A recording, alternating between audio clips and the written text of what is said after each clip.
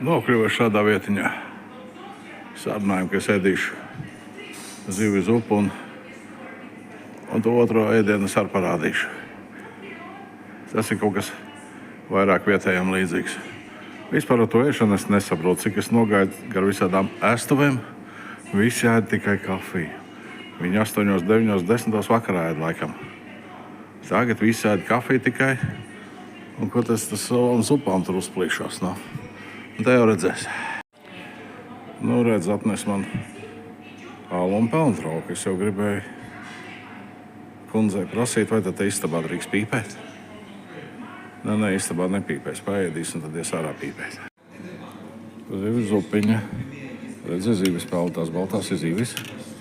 Un šitie tādi kebabiņi laikam viņi iespējams saucās. Visos Balkānos šitādi sēd kaut kādas šitādas formas. Viņi tādi tievi garani kā pirkstiņi mēdz taisīt. Un būs labi. Nemaz milzīgi ēst negribās, bet būs labi. Dēdu. Bišķi jāpapļāpā. Ļoti karsta zupa, bet ļoti garšīgi, ļoti garšīgi. Klausies, tikko es iedomājos. Nu, es te sēžu un visu laiku lido, reku viņi atkal lido. Visu laiku lido apkārt vienu mušu. Nu, viņi man bišķi uztrauc. Nu, es tā pie sevis, kas smiedamies, nodomāju, restorāns ir atbildīgs, ja viņi telpā ielido vienu mušu un te lido man apkārt. Ja bez pats vainīgs. Kurš te ir? Un šitie tie bairēki, viņi bēg garšīgie. Tie garenie ar sieru. Un šitas jā spinātiem. Un šito es nākšu rīt no rīta ēst. Viņam šokolādi iekšā.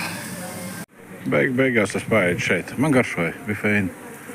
Nu, kaut gan visos ceļojuma aprakstos raksta, tur, kur neviens nē, tur neiest.